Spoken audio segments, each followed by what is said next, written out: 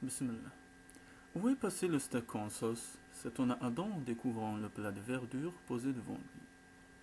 Madame Lowe quitta la pièce sans commentaire, mais avec un regard lourd de sous-entendu vers Kézé. Il aurait dû s'en douter.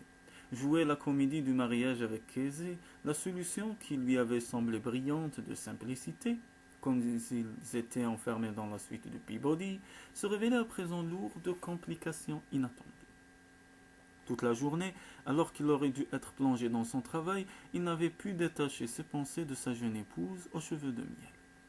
Madame Lowe m'a proposé du steak, mais j'ai demandé à la place une salade au poulet, reconnut Kézé. Avec cette chaleur, je pensais que c'était préférable.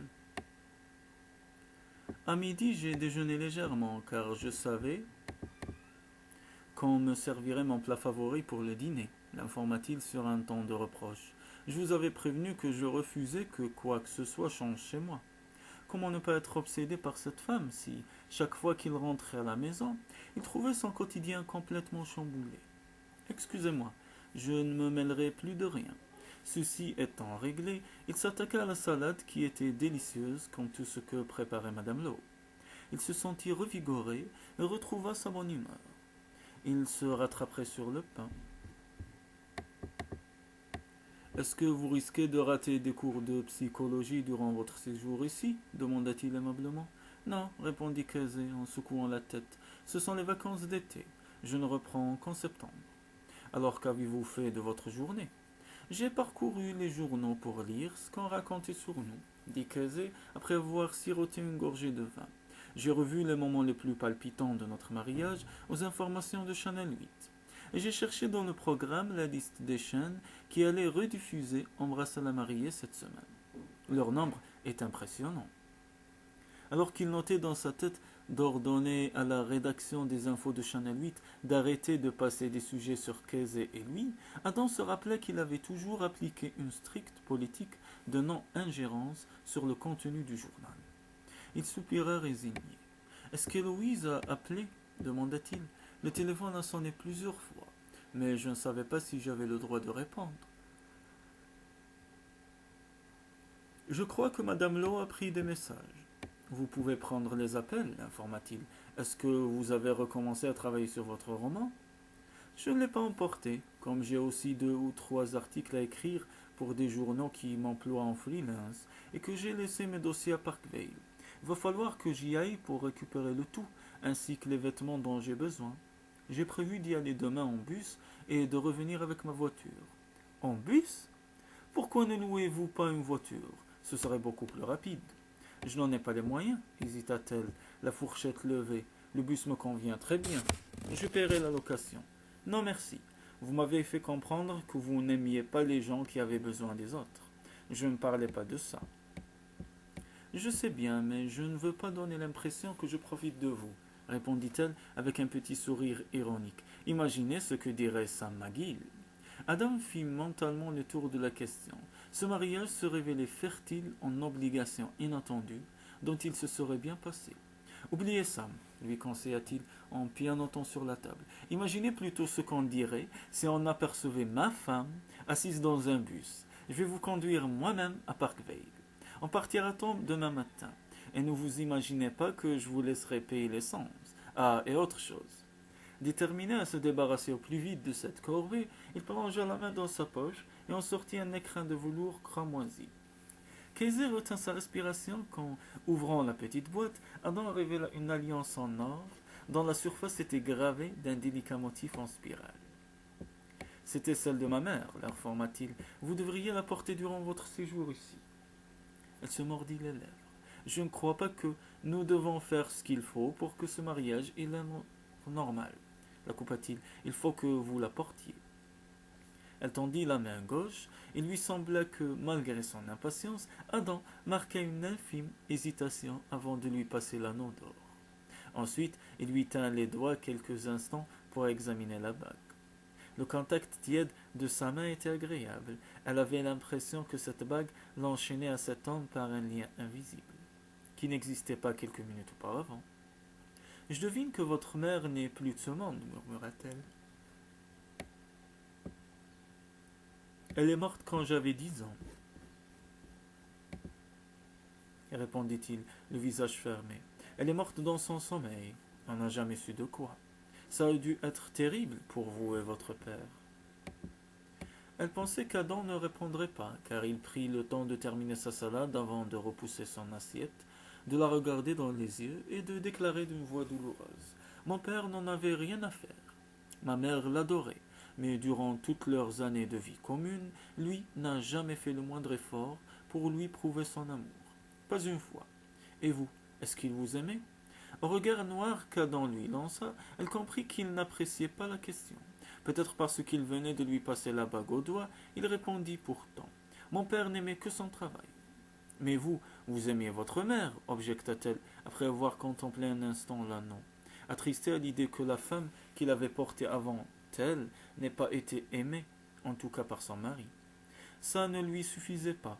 C'est l'amour de mon père qu'elle voulait, mais on aurait dit qu'il était incapable d'aimer. Ce n'était pas sa faute. C'était comme une maladie. Et Héloïse alors?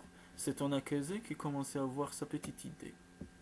Quand il a rencontré Héloïse, il a complètement changé, s'insurgea Adam avec amertume. On aurait dit quelqu'un d'autre. Il était fou d'elle. Vous étiez jaloux d'elle? Je n'étais pas jaloux, j'étais furieux, expliqua-t-il d'un ton calme, que dénonçait une lueur sauvage dans ses yeux. Mon père était tellement épris d'Héloïse qu'il en a perdu tout sens commun.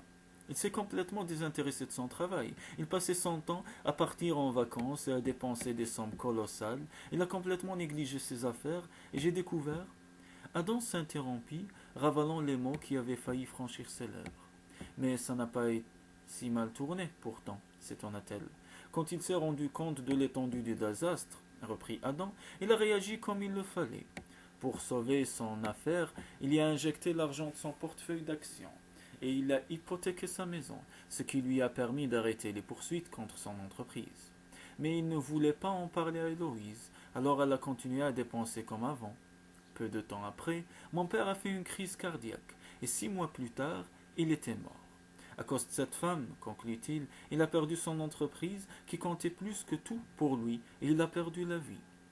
Adam, je suis vraiment navré, déclara-t-elle en se penchant pour poser la main sur la sienne. Il se mit machinalement à la caresser de son pouce, et elle ressentit des petits picotements partout. J'ai mis presque 7 ans à rembourser les dettes et à remonter la pente, continua-t-il. J'ai travaillé comme un damné, mais j'ai réussi. Maintenant l'entreprise est à flot, nous encaissons des bénéfices, nous sommes en train de nous développer de façon considérable et nous sommes en mesure d'attirer les plus gros annonceurs. Vous semblez aimer votre entreprise autant que votre père, observa-t-elle. Soudain, elle ne trouvait plus l'obsession d'Adam pour son travail aussi égoïste qu'avant. Il ne pouvait pas faire autrement. Vous n'auriez jamais dû me laisser vous raconter tout ça, lui reprocha-t-il en retirant sa main. Maintenant, vous allez vous lamenter sur mon triste sort. N'y pensez plus, tout ça c'est du passé. Si vous le dites, répliqua-t-elle, dubitative. Arrêtez de me regarder comme ça, lui ordonna-t-il, en effleurant du doigt ses sourcils froncés. Zut, froncer les sourcils, c'est votre truc à vous, protesta-t-elle. Ne me dites pas que nous sommes déjà en train de jouer à la première dispute d'un couple de jeunes mariés. Très peu pour moi, répliqua Adam avec un petit sourire contrit. Casey tomba amoureuse de l'Aston Martin DB9 au moment précis où Adam mit en marche le moteur. Son ronronnement régulier, la sensation de puissance contrôlée, les accélérations en douceur, les emportant une vitesse qu'elle n'avait jamais expérimentée, lui procuraient une sensation de pure béatitude.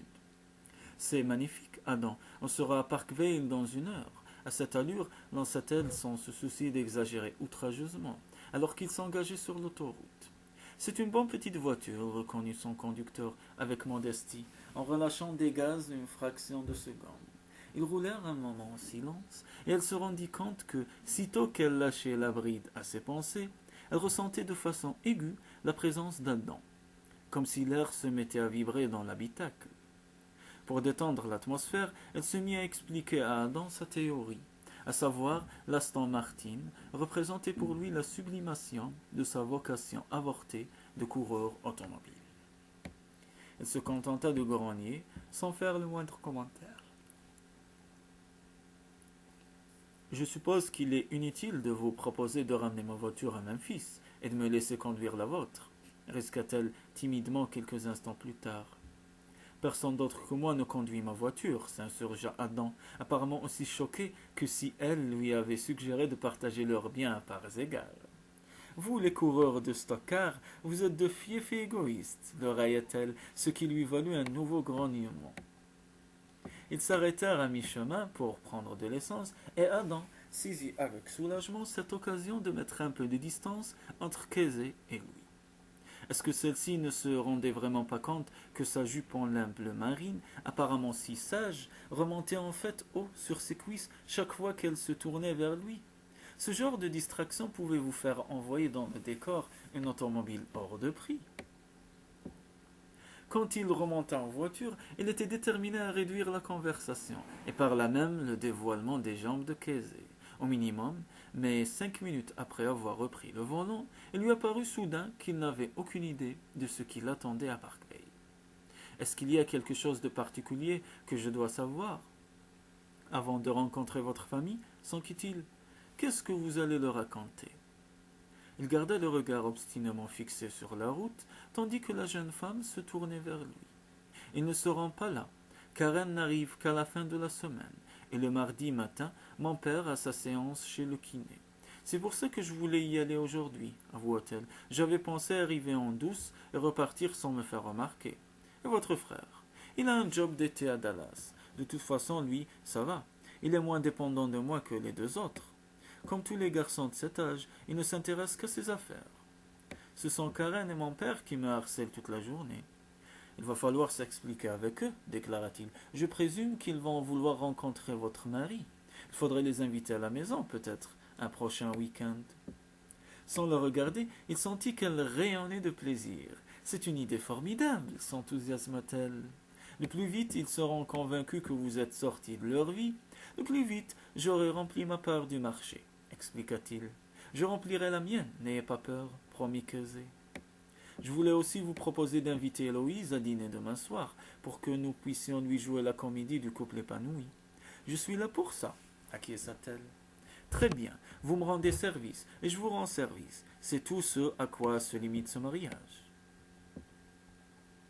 Même si Kesey n'avait rien dit de négatif sur sa maison et son quartier, Adam s'en était forgé une image assez minable, pensant qu'elle embellissait par ses rêves infantiles une réalité sans éclat.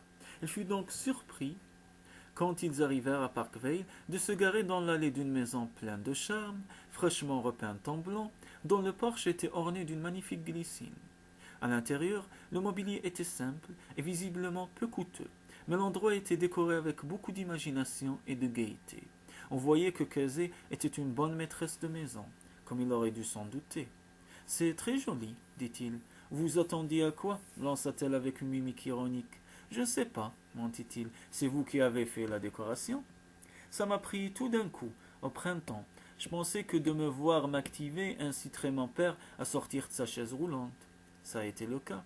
C'était un mauvais calcul, avoua-t-elle sans la moindre rancœur. À y regarder de plus près, on se rendait compte que les meubles étaient recouverts d'une fine couche de poussière, que l'évier était plein d'assiettes sales et que des mouches bourdonnaient sur des reliés de nourriture abandonnés sur les plans de travail. Il faudrait que je nettoie tout ça, gémit Kesey en lorgnant l'évier. Non, c'est totalement exclu, rétorqua-t-il. Il la prit par les épaules et l'obligea à se retourner vers lui. Votre père doit apprendre à se débrouiller seul. Vous vous souvenez, insista-t-il, résistant à l'impulsion de planter un baiser sur ses lèvres entr'ouvertes par la surprise. Oui, mais qui aime bien châtie bien, rappela-t-il en la lâchant. Pour regarder sa montre, j'ai un rendez-vous à 14 heures. Il faut y aller, déclara-t-il, ravi à l'idée des 2 heures et demie de calme qu'il attendait en compagnie de son Aston Martin. Partez en premier, fit Kesey. J'ai quelques petites choses à faire. Je vous suivrai d'ici 1 heure ou 2. Je ne vais pas vous laisser derrière moi pour que vous engueuliez de nouveau jusqu'au cou dans le marasme familial. Vous avez une mission à accomplir à Memphis, le dîner avec ma belle-mère, demain soir, ajouta-t-il, comme elle le regardait sans comprendre. Vous n'imaginez quand même pas que je vais me retrouver bloqué ici à cause de quelques assiettes sales. Il n'y a pas que les assiettes. Il y a là le jaune d'œuf cramé sur la cuisinière, les miettes par terre, la poussière, etc. Vous avez raison, je ne sais pas comment une idée pareille a pu me venir à l'esprit, reconnut Casey. Je monte chercher mes affaires. Pour gagner du temps, est-ce que vous pourriez sortir ma voiture du garage? Les clés sont accrochées près de la porte de la cuisine.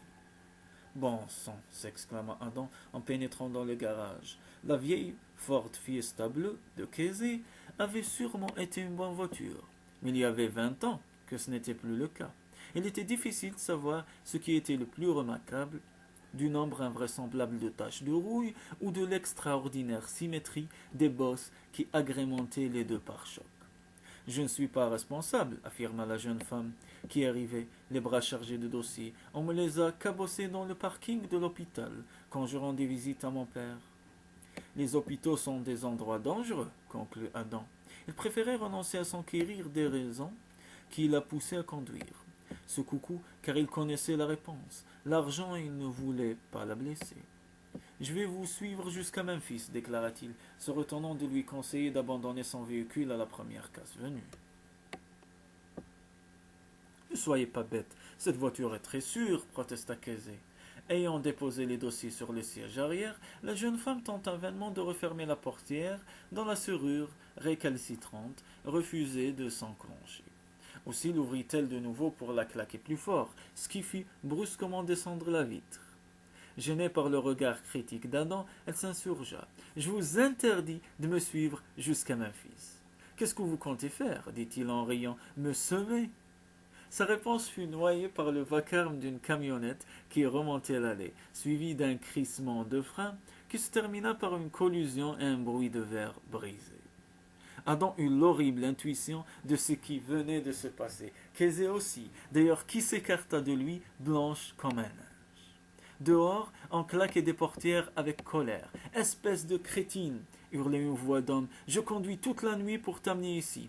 Tout ce que je te demande, c'est de prendre le volant une demi-heure pour me reposer, et voilà le résultat.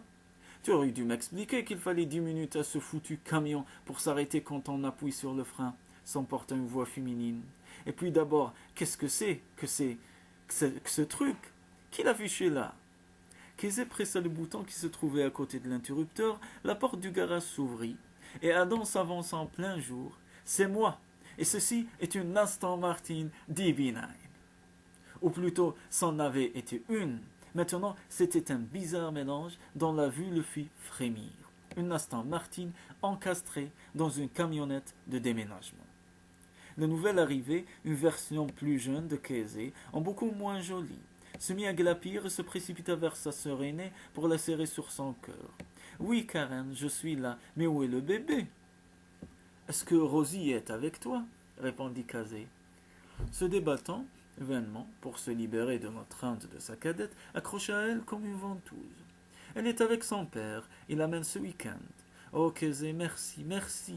Je savais que je pouvais compter sur toi, » se mut Karen, qui l'étreignait à l'étouffer. « Mais est-ce que c'est ta voiture de location que j'ai emboutie? J'en suis désolé, je ne m'attendais pas à trouver une automobile dans l'allée. Mais je rembourserai, je te le promets, affirma-t-elle, avant de jeter un regard plein de doute sur l'Aston Martin, qui, même dans cet état, devait valoir $1 million. Est-ce que tu as pris l'option d'assurance supplémentaire quand tu l'as louée? Par-dessus l'épaule de sa sœur, Adam croisa le regard de Casey, qui caressait la tête de Karen pour la réconforter. Lui adressa un sourire enjoué qui signifiait « J'ai la situation bien en main ». Refusant de se laisser abuser par ce sourire, il compta jusqu'à 5, le temps de se convaincre que les dommages infligés à son Aston Martin ne s'aggraveraient pas s'il attendait quelques minutes pour les examiner. « C'est ma voiture, » déclara-t-il posément. « Je suis Adam Carmichael, votre beau-frère, précisa-t-il. » Comme la sœur de Casey levait sur lui un regard vide, même s'il avait du mal à le reconnaître, ce genre de précision pouvait s'avérer utile dans certaines occasions. « Qu'est-ce que vous fichez là ?» répliqua Karen renfrognée. « Karen, » protesta Casey, qui se tourna vers Adam, « c'est à cause de l'accident. Elle est sous le choc. Ça ne lui ressemble pas. »« Tu sais bien que c'est une emmerdeuse, » s'exclama le jeune homme qui l'accompagnait et n'avait pas décoléré. « Tu ne peux pas dire le contraire, Casey. »« Adam, je vous présente Mike, mon frère, qui sait lui aussi se montrer bien pénible quand il veut, déclara Casey. Mike eut un petit sourire et contourna Karen, qui redoublait de sanglots, pour venir déposer un baiser tardif sur la joue de sa sœur, avant de serrer la main de son beau-frère. Je suis désolé pour votre voiture. On peut dire que c'est un sacré bolide. Elle est automatique ou manuelle? Manuelle, répondit Adam, se forçant à être aimable. C'est super te voir, Mike, dit Casey. Mike a été tellement gentil, se renchérit Karen. Il a tout chargé pour moi, expliqua-t-elle en désignant la camionnette. Et il a conduit toute la nuit. Je n'y serais jamais arrivé sans lui, affirma-t-elle en encerclant son frère de ses bras. Adam se retint de frémir. Cette Karen était un véritable poulpe. Papa t'avait dit que j'arrivais aujourd'hui, reprit cette dernière. C'est tellement gentil d'être venu m'aider. Il vit la panique dans les yeux de Casey. Bon sang, il n'avait pas traversé un mariage et une lune de miel pour abandonner maintenant. Mon épouse et moi-même, c'était plus facile à dire qu'il ne l'aurait cru, devons retourner à Memphis sans délai. Karen le regarda comme si elle n'avait pas la moindre idée de qui était son épouse. Donc, Casey et moi ne pouvons vous aider, martela-t-il. Casey se balança d'un pied sur l'autre. Adam, c'est un peu dur, hésita-t-elle. Je pourrais peut-être rester quelques heures avec eux. Son mari la fixa et articula silencieusement des mots qu'elle n'eut aucun mal à lire sur ses lèvres. Qui aime bien, châtie bien. Il avait raison. Reculer son départ de 2 ou 3 heures n'y changerait rien. Karen le prendrait toujours pour une trahison. Nous ne restons pas, déclara-t-elle en se raclant la gorge et en rejoignant Adam, qui lui prit vivement la main. D'abord éberluée par ce geste, elle se rappela que cela ne signifiait rien, qu'il jouait simplement la comédie. Comme Karen tournait vers elle des yeux pleins de larmes, Adam lui serra plus fort la main et regarda fixement Mike, qui se porta aussitôt à leur secours. Casey doit s'en aller, Karen, expliqua le jeune homme. Je vais t'aider à décharger, et je resterai quelques jours pour t'aider à t'installer, ajouta-t-il à contre-cœur.